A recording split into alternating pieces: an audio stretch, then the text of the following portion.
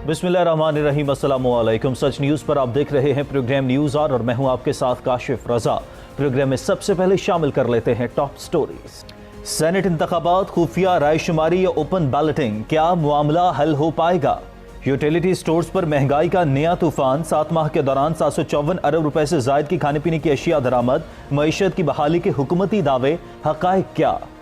और भारत में किसानों की रेल रोको मुहिम कामयाब, आमदोरफ्त का निजाम तबाह, नाम नहाद जमहूरियत के दावेदार भारत का मकरूह चेहरा बेनकाब। ऑलराइट जी, टॉप स्टोरीज आप जान चुके हैं। और सेनेट इंतखाबात को लेकर इस वक्त पाकिस्तान में जो सूरत हाल है, गालिबन इस तरह की सूरत हाल का पहले कभी सामना हुआ नहीं है। सुप्रीम कोर्ट में सदारती रेफरेंस के हवाले से गुज़िश्ता रोज भी समात हुई, आज भी समात हुई। आज सुप्रीम कोर्ट की जानिब से जो रिमार्क्स दिए गए, उन्होंने कहा कि सेनेट इंतखाबात में किसी जमात ने इत्तेहाद करना है तो खुलेआम करे, हर सियासी जमात की अददी तादाद के मुताबिक नुमाइंदगी होनी चाहिए। जबकि आइन भी इस बात की इजाजत देता है, अगर हम अपने पाकिस्तान के आइन को देखें, कि आपकी वाबस्तगी किसी भी पार्टी से हो, आप अगर किस पार्टी से वाबस्ता हैं तो आप उसके खिलाफ भी वोट दे सकते हैं। लेकिन फिल वक्त जो सेनेट इंतखाबात का मामला चल रहा है कि खुफिया रायशुमारी से होना चाहिए या ओपन बैलेटिंग के जरिए होना चाहिए। अगर खुफिया रायशुमारी से होता है या ओपन बैलेटिंग से होता है, लेकिन क्या इससे हॉर्स ट्रेडिंग को रोका जा सकेगा? अगर खुफिया रायशुमारी से होता है तो क्या उसके बाद ये इस चीज का है कि हॉर्स ट्रेडिंग हुई है या नहीं हुई, क्या वोट बेचा है या नहीं बेचा? और कल भी सुप्रीम कोर्ट की जानिब से रिमार्क्स ये दिए गए थे कि अगर आप किसी और पार्टी को वोट देते हैं तो इसकी सजा नहीं दी जा सकती, लेकिन अगर आपने वोट खरीदा है या बेचा है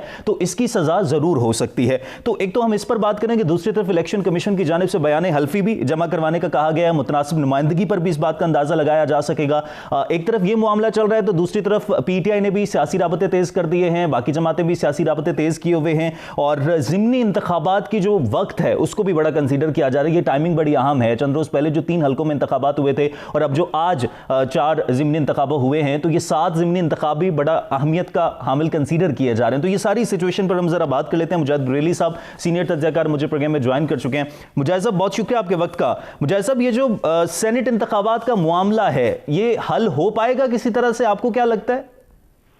एक तो ये कि आईनी तौर पर तो पार्लियामेंट ही बालादस्त होती है, यानी वो कानून जो पार्लियामेंट से पास हो वो हरफ आखिर होता है, उसको चैलेंज सुप्रीम कोर्ट में डिस्कस तो किया जा सकता है, लेकिन वो उसे खत्म नहीं कर सकती ना इलेक्शन कमीशन।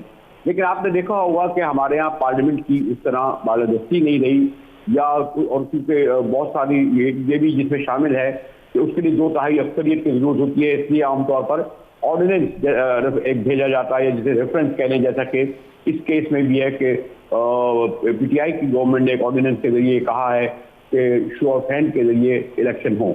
अब लेकिन दिलचस्प बात यह है कि आज ये जो दोनों बड़ी पार्टियां हैं, यानी नून लीग और पीपल्स पार्टी, यानी आज जो ये बात कह रही हैं, जब मिसाक जमहूरियत हुआ था, एक तो मैं उस तफसील में नहीं जाऊंगा, कैसा छांगा मांगा हुआ पीपल्स पार्टी गिराने के लिए नून लीग, मरियम बीबी को भी नहीं पता कि किस तरह ओसामा बिन लादेन ने जो है 10 मिलियन पाउंड दिए थे, और फिर किस तरह वो क्या क्या हथकंडे आया। फिर उससे भी पहले अगर आप जाएं तो एयर मार्शल अजहर खान का केस है, जिसमें MISI का नाम आया था। यानी ये जब इतने बड़े बड़े इदारे मुलव्वस हों पैसों की खरीदो फरोख्त में, और देखिए उनमें किसी के साथ नहीं हुआ। हत्ता कि संजरानी वाला भी मामला आया जिसमें ताहिर बदंजो ने खुद मुझे कहा कि हमें 15 सेनेटर के नाम बताएं और हमने दे दिए कि जनाब इन लोगों ने करा। ये इस पस मंजर में आपको बता रहा हूँ कि 2006 में, अगर मैं एक आध साल के शायद अगर याद आ रहा है, मिसाक जमहूरियत जो हुआ था लंदन में पीपल्स पार्टी और नून लीग के दरमियान, जहाँ और सारी बातें थी, उनमें यह भी था कि हम चाहते हैं कि खुफिया बैलेटिंग के जरिए नहीं बल्कि शो ऑफ हैंड के जरिए इलेक्शन हो, इस तरह हम रोक सकते हैं। अब आप 5 साल इन्होंने निकाले, 5 साल इन्होंने निकाले, तो इन दोनों पार्टियों ने मिलकर इसको क्यों नहीं किया? अब जब अगर पीटीआई ये कह रही है कि आइए शो ऑफ हैंड के जरिए फैसला करें ताकि ये सिलसिला ही खत्म हो जाए, तो सॉरी टू से इसमें मैं यही कहूंगा कि बरेलवी साहब, शो ऑफ हैंड से हो इंतखाबात या खुफिया रायशुमारी से हो? साहब के ये कर रहे थे, आपको याद होगा कि 64 लोग खड़े हुए थे मीर हासिल खान के लिए और मुकाबले पे, लेकिन 14 वोट वो कहाँ गए? तो लेकिन बरेलवी साहब, हॉर्स ट्रेडिंग का मेन तो मसला है ना कि वोट खरीदो फरोख्त ना हो सके, उसको खत्म करने के लिए, उसके खिलाफ कार्रवाई के लिए सब कुछ किया जा रहा है। तो शो ऑफ हैंड से हो या खुफिया रायशुमारी से हो, क्या उससे हॉर्स ट्रेडिंग रुक सकेगी? ये शवाहिद मिल सकेंगे? नहीं, लेकिन मेरा ख्याल है शो ऑफ हैंड जिसमें जो तरीकाकार उसका तरीका ये होता है, और कौमी असम्बली में देखा गया है कि जो लोग हामी है वो बाहर चले जाए, जो लोग हामी नहीं है वो अंदर रहे मौजूद, उसमें काउंटिंग हो जाती है। तरीका यही है, पता चल जाएगा किसका। या तो लोग, लेकिन हमने देखा कि इस मरहले पर कुछ MNA गायब हो जाते हैं, बाहर चले जाते हैं, होते नहीं है मौजूद, अस्पताल चले जाते हैं। लेकिन ये बात बिल्कुल दुरुस्त है कि अब वो वक्त आ गया है कि शो ऑफ हैंड, यानी कौमी असम्बली हो।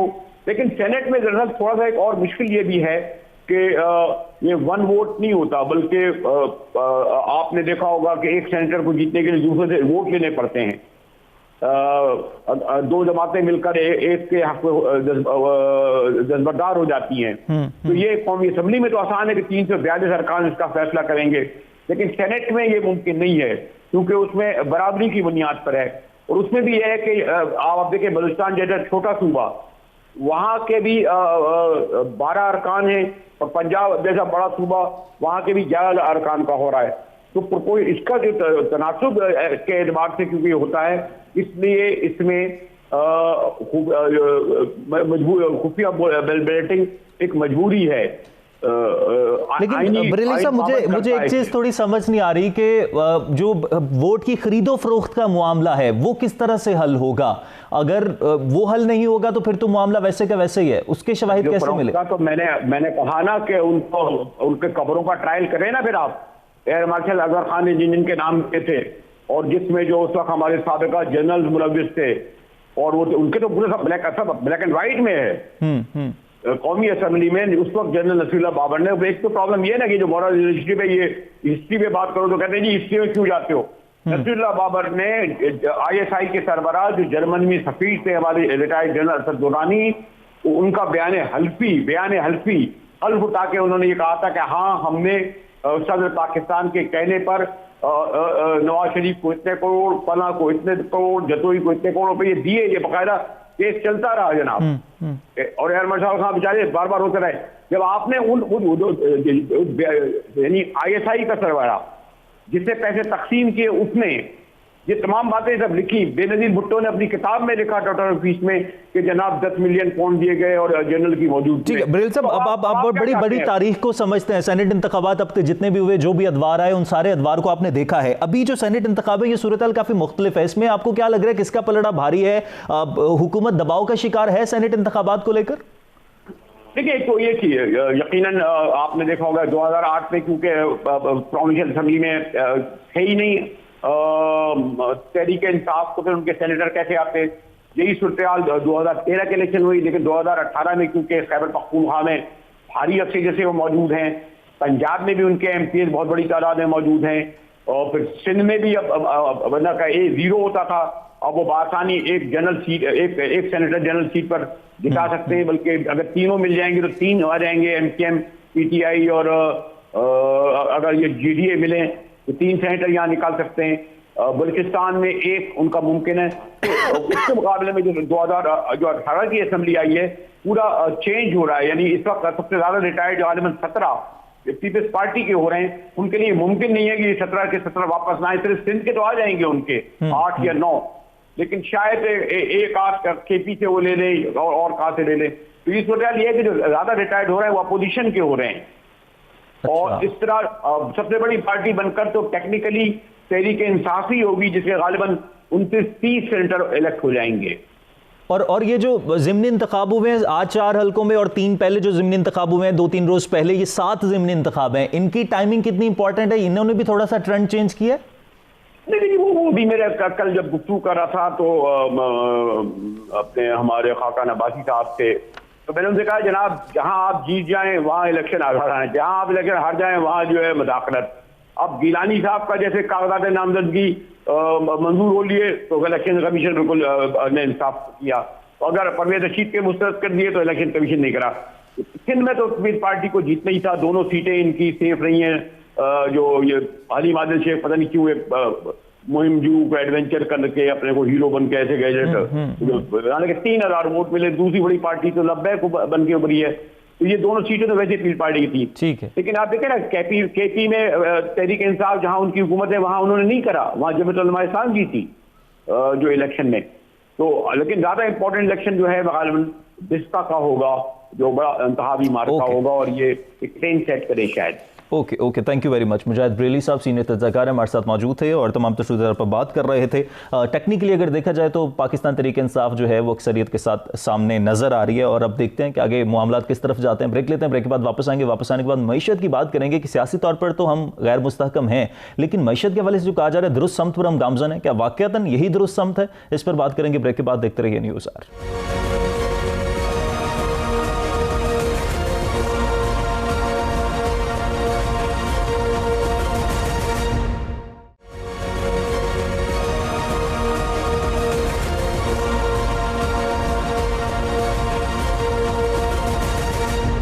और जी वेलकम बैक। ब्रेक के बाद वापस आने का शुक्रिया। और पाकिस्तान मुआशी तौर पर दुरुस्त समत पर गामजन है, ऐसा कहना है वज़ीर आज़म इमरान खान का। और IMF के साथ जो हमारा प्रोग्राम था वो भी बहाल हो गया है कोविड की वजह से, जो कि मुअत्तल हो गया था। गुज़िश्ता रोज़ भी रोशन डिजिटल पाकिस्तान अकाउंट्स की तकरीब से खिताब करते हुए वज़ीर आज़म इमरान खान ने कहा कि पाकिस्तान ने 2.5 गैर मुल्की कर्ज़ों में $20 मिलियन अदा किए हैं पिछले 2.5 साल के दौरान, यानी कि पाकिस्तान के जो कर्ज हैं वो कम होते जा रहे हैं। रोशन डिजिटल अकाउंट्स ने तरसीलात ज़र में $500 मिलियन का हिस्सा अबूर कर लिया है। और दूसरी तरफ, एक तरफ तो IMF का प्रोग्राम बहाल हुआ है, दूसरी तरफ जो तरसीलात ज़र हैं उसके हवाले से खान साहब बड़ी पॉजिटिव खबर दे रहे हैं कि हम दुरुस्त समत पर गामजन हो चुके हैं। लेकिन जो ग्राउंड रियलिटीज़ हैं, जो बुनियादी तौर पर हक़ाइक़ हैं, कहा यह जा रहा है मईशतदानों की तरफ से कि जिस तरह से टैक्सेस का बोझ बढ़ेगा और जैसे जैसे सूरत हाल आगे बढ़ेगी महंगाई में भी इजाफा हो सकता है। जो पेट्रोलियम मसनूआत की कीमतें हैं उनके हवाले से भी कीमतों में इजाफा हो सकता है, क्योंकि हमारे पास जो रिपोर्ट्स हैं उनके मुताबिक यूटिलिटी स्टोर्स पर जो हैं वो जो अशिया खुरनोश है वो महंगी हो गई हैं और 7 माह के दौरान 754 अरब रुपए से ज़ायद की जो खाने पीने की अशिया हैं वो भी दरामद हुई हैं। 1 साल के दौरान बैरूनी कर्जों में $5 अरब से ज़ायद का इजाफा भी हुआ है। आज हम स्पेसिफिकली बात करेंगे कि जो हुकूमती दावे हैं वो कितने दुरुस्त हैं और रुपए को मजबूत करने की ज़रूरत है। रुपए को किस तरह से मजबूत किया जा सकता है। पाकिस्तान में जो टैक्सेस हैं उनमें कहा यह जा रहा है कि ज़्यादा टैक्सेस लागू होंगे, जो तनख्वाहदार तबका है, जो बिजनेसमैन तबका है, उनको टैक्सेस ज़्यादा अदा करना पड़ेगा। तो ये सारी ये जो सिचुएशन है, ये कशमकश की सूरत हाल है, इसको ज़रा वाज़े करने की कोशिश करेंगे। डॉक्टर फ़ारूक सलीम साहब माहिर मुआशियात हैं, मुझे प्रोग्राम में वीडियो लिंक पर ज्वाइन कर चुके हैं। डॉक्टर साहब, सबसे पहले तो बुनियादी सा सवाल आपसे जानना चाहूँगा। खान साहब ने कल भी जब खिताब किया तकरीब से, आज भी वो मियाँ वाली में मौजूद थे, वहाँ पर भी खिताब कर रहे थे, तो कहीं ना कहीं बड़ा पॉजिटिव जेस्चर उन्होंने दिया और गुज़िश्ता रोज़ तरसीलात ज़र के हवाले से उन्होंने बड़ी पॉजिटिव खबर सुनाई और कहा कि अब जो है हमारी मईशत दुरुस्त समत पर गामजन हो गई है। ऐसा है वाकई? हक़ाइक़ यही हैं? देखिए, पहली बात यह है कि आपको कोई मईशतदान नहीं चाहिए, आपको कोई वज़ीर आज़म नहीं चाहिए जो आपको ये बताए कि आपकी मईशत बहुत अच्छी जा रही है या आपकी मईशत बहुत ही बुरी जा रही है। जो भी पाकिस्तानी है जो बाज़ार से आटा ख़रीदने जाता है, चीनी ख़रीदने जाता है, जो माहाना बिजली का बिल देता है, उसको पता है कि उसकी मईशत अच्छी है या बुरी जा रही है। और जो हक़ाइक़ हैं वो ये है कि गंदम जो है, आटा जो है वो 35 रुपए किलो आज से 2.5 साल पहले अब 70 रुपए किलो हो गया है। चीनी 55 से कहीं 100 रुपए पे पहुंच गई है। और बिजली का एक यूनिट मैंने अपना 2 साल 2.5 साल पुराने वाला जो बिल निकाल के देखा है, मुझे 11 रुपए का एक यूनिट पड़ रहा था सारे टैक्सेस शामिल करने के बाद। और अभी जो 10 दिन पहले मैंने अपना बिजली का बिल दिया है उसमें मुझे 28 रुपए का एक यूनिट पड़ रहा है। तो आपको कोई भी मईशतदान नहीं चाहिए। आप किसी आम पाकिस्तानी से जो बाजार से गोश्त खरीदने जाता है, बिजली का बिल देता है या चीनी आटा खरीदता है, उसको पता है कि उसके ऊपर जो मजमूई बोझ हैं वो बेतहाशा बढ़ते चले जा रहे हैं। जो बोझ थे आज से 2.5 साल पहले, चीनी का बोझ हो, आटे का बोझ हो, बिजली का बोझ हो, पेट्रोल का बोझ हो, वो सारे बोझ जो हैं मजमूई तौर पे बढ़ गए हैं। और दो धारी तलवार इस तरह चली है कि इन द मीन वाइल ये पिछले 2.5 सालों में आमदन जो है, जो औसतन आमदन है वो गिर गई है। तो हक़ाइक़ ये हैं कि बोझ बढ़ गए हैं, आमदन गिर गई है, तो उससे जो बोझ का वजन है वो मजीद हैवी महसूस होता है आम पाकिस्तानियों के ऊपर। तो दोबारा से आपको कोई मईशतदान की ज़रूरत नहीं है जो आपको ये बताए कि मईशत बहुत अच्छी जा रही है या बहुत बुरी जा रही है। लेकिन अब देखना ये है कि हुकूमत क्या इकदाम उठा सकती है, क्या इकदाम उठाने की सोच रही है कि ये महंगाई का और बाकी बोझ जो है उसको किस तरह कम करें। एग्जैक्टली तो अब क्या करना क्या चाहिए हुकूमत को? पिछले 2.5 साल के दौरान जो नहीं कर सके या कर सकते थे और नहीं किया, अभी आगे क्या करना चाहिए कि सूरत-ए-हाल कुछ तो बेहतर हो सके? देखिए, एक तो आपको पहले एडमिट करना होगा, मानना होगा कि मईशत जो है वो सही सिमत में नहीं जा रही। एक इसका सबूत ये सामने आता है कि आप देख लीजिए कि आईएमएफ जो है उसकी पिछली 75 साल की तारीख देख लें, उसके पास सिर्फ वही ममालिक जाते हैं जिनको कहा जाता है कि उनकी मईशत जो है वो आईसीयू में है, वो इंटेंसिव केयर यूनिट में है, उसको मदद की ज़रूरत है, वो क्राइसिस की सिचुएशन में है। तो एक तरफ अगर हमें हुकूमत ये बता रही है कि हमारे सारे माशी इशारे जो हैं वो मस्बत डायरेक्शन में हैं, वो पॉजिटिव सेंस में जा रहे हैं, तो फिर हमें आईएमएफ में जाने की क्या ज़रूरत थी? तो हुकूमत का ये सियासी बयानिया तो ज़रूर हो सकता है कि माशी इशारे जो है वो सही सिमत में जा रहे हैं, लेकिन आईएमएफ में जाना इटसेल्फ एक बहुत बड़ा इशारा है कि हुकूमत को पता है कि हमारे माशी इशारे कमज़ोर से कमज़ोर तरीन हो रहे हैं और आईएमएफ की मदद की ज़रूरत पड़ेगी। अब आईएमएफ के प्रोग्राम में जब एक दफ़ा चले जाते हैं, फिर उसके अपने प्रॉब्लम सामने आने लगते हैं। तीन बड़े इश्यूज इस वक्त जो सामने आ रहे हैं, आईएमएफ के प्रोग्राम का हम हिस्सा बनेंगे तो हम उनको यकीन दिला चुके हैं कि तकरीबन 700 अरब रुपए के इजाफी टैक्सेस लगाए जाएंगे, नंबर एक। दूसरा हम उनको ये यकीन दिला चुके हैं कि नेपरा का एक्ट जो है वो तब्दील किया जाएगा और बिजली के रेट मुसलसल बढ़ते चले जाएंगे। आलमी मंडियों में कुछ ऐसा हो रहा है कि तेल की कीमत जो है वो बड़ी तेजी से बढ़ रही है और उसके नतीजे में मुझे लगता है कि पाकिस्तान में नतीजे में महंगाई जो है आने वाले वक्त में मजीद बढ़ जाएगी। अगर बिजली के लिए रेट बढ़ते हैं, टैक्स का बोझ 700 अरब का इजाफी आता है, तेल की कीमतें बढ़ रही हैं, बिजली की कीमतें बढ़ रही हैं, तो महंगाई का बोझ जो है वो मुझे बढ़ता हुआ नजर आता है। हुकूमत को करना क्या चाहिए? आपका सवाल बहुत ज़बरदस्त है। सारा का सारा फोकस तो इसी के ऊपर होना चाहिए, लेकिन बदकिस्मती से माशी इशारियों के ऊपर, मईशत के ऊपर हुकूमत का फोकस नहीं है। इस वक्त तकरीबन 100% फोकस जो है वो सियासत के ऊपर है और दोनों पत्ते जो है हमारी जमहूरियत के, चाहे वो अपोजिशन हो या वो हुकूमत हो, उसका फोकस जो है वो 22 करोड़ पाकिस्तानियों के माशी मफादात पे नहीं है। वो इस वक्त टोटल फोकस है कि इंतकामी सियासत का क्या करना है। यानी कि हम जो जमहूरी सियासत, जमहूरी इख्तलाफात हैं, उससे कहीं बढ़ के हम इंतकामी सियासत पे पहुंच गए हैं। हुकूमत ये चाह रही है कि किसी तरह सारी की सारी ऑपोजिशन को तबाह बर्बाद, नेस्तो नाबूद कर दिया जाए, ख़त्म कर दिया जाए, और ऑपोजिशन का 100% फोकस ये है कि किसी तरह हुकूमत को गिरा दिया जाए।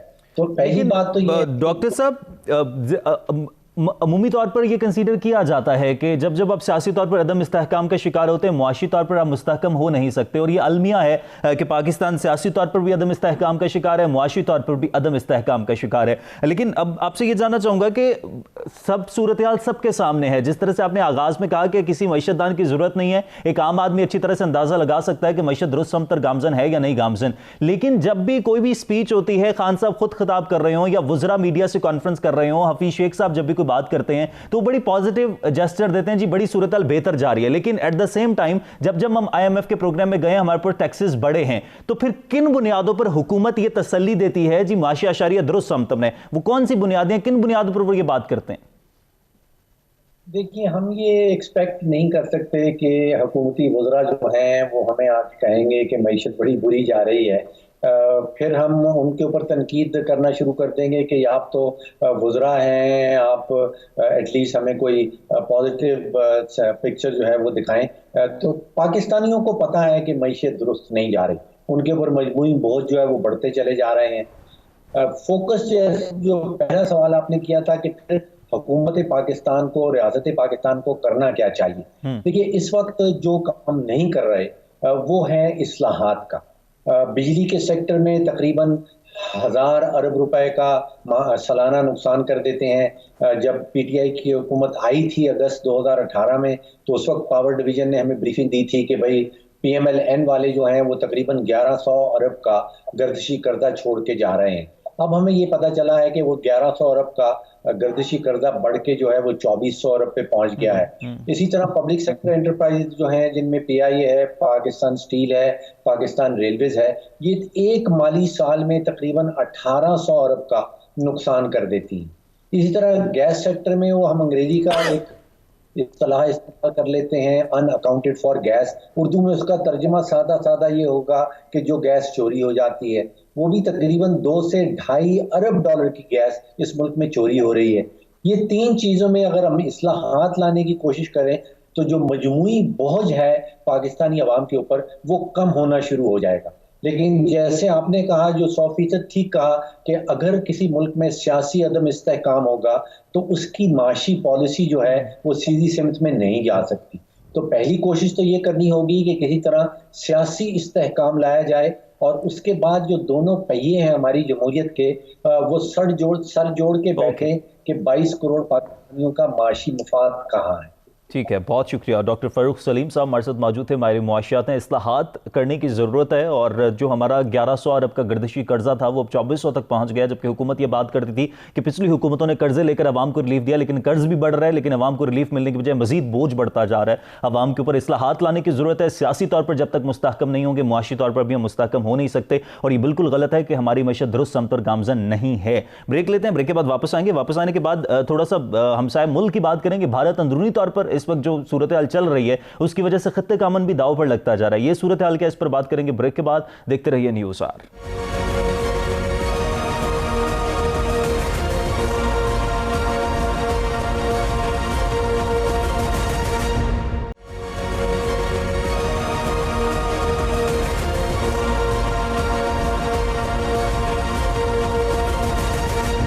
ऑलराइट जी, वेलकम बैक। ब्रेक के बाद वापस आने का शुक्रिया। और भारत में अंदरूनी तौर पर मसाइल बढ़ते जा रहे हैं, मोदी सरकार का तनाव बढ़ता जा रहा है, और मोदी सरकार का जो मकरूह चेहरा था वो भी बेनकाब होता जा रहा है। सबसे पहले तो हम गुज़िश्ता रोज़ की बात कर लें तो 18 फरवरी को 14 साल कबल 2007 में दिल्ली लाहौर समझौता एक्सप्रेस ट्रेन धमाकों के नतीजे में 40 मुसाफिरों में 40 से ज़ायद पाकिस्तानी शहरी हलाक हो गए थे, और इस पर जो है पाकिस्तान ने समझौता एक्सप्रेस धमाकों के मुतासरीन के लिए इंसाफ के मुतालबे का भी गुज़िश्ता रोज़ अदा किया। एक तो हम इस पर बात करेंगे, साथ ही साथ हम भारत के अंदरूनी मामलात की भी बात करें कि भारत में जो किसानों का एहतजाज है वो बढ़ता जा रहा है। पिछले 2.5 माह से दिल्ली जो है भारत का जो दारुल हुकूमत, वहां पर किसानों का एहतजाज जारी है, धरना दिया जा रहा है, और गुज़िश्ता रोज जो है रेल रोको मुहिम का ऐलान भी किया गया, जो कि कामयाब हुई है। लेकिन बुनियादी तौर पर सवाल ये बनता है कि जब जब भारत अंदरूनी तौर पर मसाइल का शिकार हुआ है, अपनी तवज्जो हटाने के लिए वो पाकिस्तान पर लाइन ऑफ कंट्रोल पर सीज़फायर मुआहदे की खिलाफ वर्जी करता है, यह खित्ते का अमन दाव पर लगा देता है। आलमी बिरादरी क्यों खामोश है? मकबूजा कश्मीर की सूरत हाल जो कि तू है, भारत में अंदरूनी तौर पर जो अक़लियतें हैं वो जिस तरह से शिकार होती जा रही हैं मोदी सरकार की मुख्तलिफ पॉलिसीज का,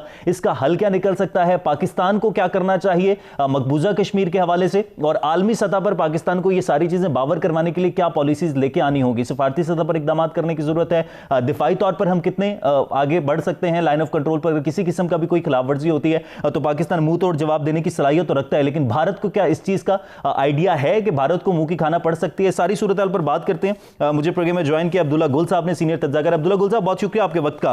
अब्दुल्ला गुल साहब, आप बड़ी तफसील से सारी सूरत हाल को शुरू से ही देख रहे हैं और आप बड़ा अहम तज्जिया भी पेश करते हैं इस पर, तो आपसे जरा जानना चाहूंगा कि भारत जो अंदरूनी तौर पर मसाइल का शिकार है, इसकी वजह से खित्ते का अमन दाव पर लग सकता है? मोदी सरकार से कुछ भी बाइद नहीं है? बिस्मिल्लाहिर्रहमानिर्रहीम। बहुत शुक्रिया, आपने बड़े खूबसूरत अंदाज में बयान किया। यकीनन खित्ते का अमन तो हमेशा से भारत की वजह से दाव पे लगा था। बुनियादी तौर पे भारत की एक चाणक्य पॉलिसी है, और चाणक्य पॉलिसी क्या कहती है कि उसका जो दोस्त है, जो यानी कि पड़ोसी जो है, वो उसका दुश्मन है, और पड़ोसी का पड़ोसी जो है वो दोस्त है।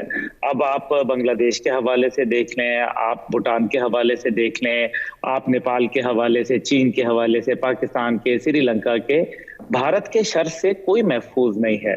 और बुनियादी तौर पे ये चाणक्य की वही पॉलिसी है जिसको दोबारा रिवाइव किया जा रहा है, जो अशोका एम्पायर बनाने की कोशिश की जा रही है, ये सोचे समझे बगैर कि सिर्फ ब्राह्मणों को जो कि 2.5% है, उनको आप तमाम का तमाम इक़्तिदार उनके हाथ में नहीं पकड़ाया जा सकता। बीजेपी जो है वो एक पॉलिटिकल फेस है, बीजेपी का जो एक टेररिस्ट फेस है, जो एक उनका आप मिलिटेंट फेस है, उसको कहते हैं आरएसएस।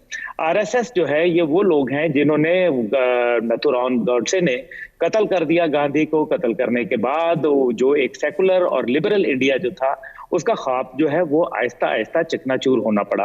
कांग्रेस जो है वो जाहिर है अब इस सारे जो अमल है, जो कि खास तौर पे अब हम देख रहे हैं कि जो इस हवाले से चल रहा है मामला, बिलखसूस किसानों के हवाले से हम ये देखते हैं कि उसके अंदर एक बहुत बड़ा मसला आन पड़ा है, और वो मसला ये आन पड़ा है कि भारत को ये समझ नहीं आ रही कि हम उसको कैसे समझाएं। अब उसके लिए जरूरी है कि क्योंकि पॉलिटिक्स भी इसमें इन्वॉल्व हो गई है और ऑपोजिशन पार्टीज जो है वो भी मोदी सरकार के जो है वो खिलाफ हो गई हैं, और ये भी नजर आ रहा है कि अब ये ज्यादा देर जो भारत की पॉलिसी है लोगों को दबाने की, लोगों को वरगलाने के लिए पाकिस्तान के खिलाफ पड़ोसी ममालिक के ऊपर जो है उसका तमाम का तमाम मलबा डालने के लिए, ये ज्यादा देर कामयाब नहीं होगी। सिटीजनशिप अमेंडमेंट एक्ट जो था उसके बाद से भारत का जो एक चेहरा था वो बुरी तरीके से सामने आना शुरू हो गया।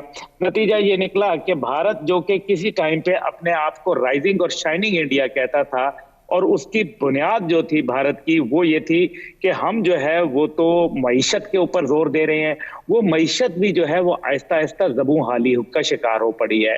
चीन के साथ मखासमत जो है वो भारत को सिर्फ उसका एक अंदर का जो अपना हैवान था वो भी जाग पड़ा, लेकिन जो अक़वाम आलम ने उसका कमर को ठोका, और खास तौर पे अमेरिका ने जो माजी के अंदर ओबामा को देख लें तो वो भी 68 दिफाई मुआहदात जो थे वो भारत को दे के चले गए, और फिर ट्रंप साहब ने जो है वो भी उनको बहुत नवाजा, और अब बाइडन साहब ने आते ही भारत के ऊपर अपनी नवाजात की बारिश कर दी और 174 F-15SE जहाज जो है वो भी उनको देने का ऐलान कर दिया। इसका मतलब यह है कि हमें वाज़े नजर आ रहा है कि जो तवाज़ुन है इस खित्ते का वो बुरी तरीके से मजरूह हो रहा है, और बहरहाल पाकिस्तान जो एक अब्दुल्ला गुल साहब, जिस तरह से आपने कहा कि जो मोदी सरकार का जो टेररिस्ट फेस है वो आरएसएस, और अभी जिस तरह से खित्ते के तवाज़ुन पर भी आपने बात की, तो क्या आलमी दुनिया को जो दीगर ताकतें हैं उनको ये भारत का जो फेस है, जो मोदी सरकार का जो टेररिस्ट फेस है वो नजर नहीं आता, या नजर आ चुका है और डेलिबरेटली वो खामोश है? बिल्कुल डेलिबरेटली खामोश हैं। ये डेलिबरेट इसलिए हो रहा है क्योंकि उनको चाइना के सामने जो है एक पावर को खड़ा करना है। वो पाकिस्तान तो हो नहीं सकती, श्रीलंका बहुत छोटा है, नेपाल के अंदर इतनी सख्त नहीं है। भारत का हमेशा से अज़ाइम जो थे वो इस पूरे रीजन के अंदर उनको एक पुलिसमैन का किरदार चाहिए था जो इस खित्ते को डोमिनेट करे। उसकी जो इस बड़ी ख्वाहिश जो कि एक विश है उनकी, लार्जर देन देयर लाइफ, उसके अंदर सबसे बड़ा जो मेरे ख्याल में एक रुकावट है वो पाकिस्तान का मुल्क है, जो ना सिर्फ एक दिफाई तौर पर इतना मजबूत मुल्क है बल्कि अवाम भी जो है जब जब इसके ऊपर मुश्किल आती है पाकिस्तान की सरहदों पे, बिलखसूस भारत की जानिब से, तो हमने देखा कि अवाम इकट्ठी खड़ी हो जाती है। आपने अभी हालिया कुछ अर्से पहले देखा होगा कि फाटा के अंदर ऑपरेशन हो रहे थे, मिलिट्री ऑपरेशन हो रहे थे, लेकिन जब भारत के साथ मखासमत शुरू हुई तो वही सलमान खेल कबीले जो थे उन्होंने खड़े हो गए और उन्होंने कहा कि हम जाके अपने मामलात बाद में देखेंगे, लेकिन पहले हम अफवाजे से, पाकिस्तान से पहले जाके फ्रंट लाइन के ऊपर खड़े होंगे और हम भारत के साथ जो है वो एक मामला सही करेंगे। ये हमारी अवाम जो है, अल्हम्दुलिल्लाह पाकिस्तान इज अ ब्लेसिंग। अब देखें उनके जो इंटरनेशनल हेजमोनिक डिजाइन्स हैं उनके अंदर पाकिस्तान फिट इन नहीं हो रहा, और भारत की जो रुकावट है, जो सबसे बड़ा उनकी मुआशी तरक्की के अंदर जो उनको चाहिए कि किसी तरीके से वो गवादर पोर्ट तक पहुंच जाए, इसी वजह से वो चाबहार के ऊपर जो है उनकी बड़ी नवाजात रही। गो के चाबहार के हवाले से मेरे ख्याल में पाकिस्तान को भी अपनी पॉलिसी को दुरुस्त करना पड़ेगा, क्योंकि बहरहाल हमें ईरान ने पहले ऑफर की थी और हमें उनकी ऑफर का फायदा उठाना चाहिए था, लेकिन इसका यह मतलब नहीं है कि अगर मैं पाकिस्तान के इक़दाम पर आता हूं गुल साहब, लेकिन आपसे ये भी अभी जिस तरह से आपने ये कहा कि चाइना के खिलाफ भी खड़ा करना चाहते हैं भारत को, पाकिस्तान तो हो नहीं सकता। अब अमेरिका और चाइना के दरमियान जो तनाज़ात हैं, जो बज़ाहिर अमेरिका बड़ा सब कुछ अच्छा दिखाने की कोशिश करता है लेकिन अंदरूनी तौर पर मामला सबके सामने और बज़ाहिर भी चीजें सामने हैं, तो क्या अमेरिका की भी पुष्टपनाही हासिल है भारत को, जबकि सदारत भी तब्दील हो चुकी है, अब ट्रंप वहां पर नहीं है, जो बाइडन है, तो उसके बाद भी सेम सिचुएशन है? जबरदस्त किस्म की, बहुत ज्यादा, इस बार तो पहले से ज्यादा है। देखिए ना, कमला हैरिस जो है उनका आप देख लें बैकग्राउंड, इस टाइम पे 19 जो है वो मुख्तलिफ बड़ी और छोटी और अहम पोजीशनों के ऊपर जो है वो भारतीय निजात लोग डायरेक्टली जो है वो मौजूद है। यानी कि जो स्पीच राइटिंग का डायरेक्टर है अमेरिका के प्रेसिडेंट का, वो भारतीय है। इसी तरीके से जो उनके साउथ एशिया की सिक्योरिटी के हेड हैं वो भी भारतीय हैं। जो इस टाइम पे उनके सुप्रीम कोर्ट के जो उनके हैं वो भी भारतीय हैं। इसी तरीके से नेशनल सिक्योरिटी के हवाले से वो भी भारतीय हैं। यानी कि 19 छोटे बड़े लोग जो हैं वो मुख्तलिफ इंपॉर्टेंट की पोस्ट के ऊपर भारत के हवाले से वहां मौजूद हैं, जो कि भारत के लिए एक फ्रंट जो मैन का किरदार अदा कर रहे हैं। लेकिन हमें यह मालूम है कि ये एक डूबती हुई सुपर पावर के ख्वाब तो हो सकते हैं, लेकिन इसके अंदर हकायक का रंग भरना जो है वो बहुत मुश्किल है। पाकिस्तान एक रियलिटी है, चाइना एक रियलिटी है। चाइना को दुनिया ने एक्सेप्ट कर लिया कि ये एक उभरती हुई मुआशी तरक्की की राह पे गामजन एक मुल्क है, और साथ ही साथ जो है वो पाकिस्तान उनकी फ्रंट लाइन दिफाई लाइन के ऊपर खड़ा हुआ है, गवादर तक उनको एक्सेस दे रहा है। और इसी तरीके से जो चीन की जो दिफाई तरक्की है वो भी एक बहुत खतरनाक सूरत हाल इख्तियार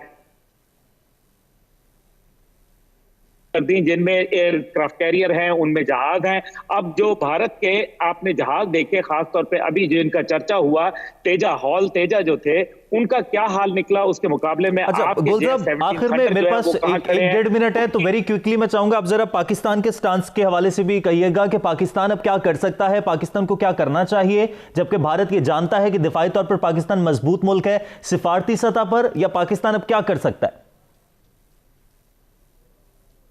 देखिए, सबसे पहले पाकिस्तान को ओआईसी का रोना बंद करना पड़ेगा, क्योंकि हमने देख लिया ओआईसी जो है वो एक गैर फाल तंजीम है और उसने कभी भी पाकिस्तान के या उम्मत इस्लामिया के सही मकासद की तर्जुमानी नहीं की। इसलिए पाकिस्तान को पहले तो आपको मुस्तकबिल के अफगानिस्तान के साथ अपने मामलात को बेहतर करना पड़ेगा।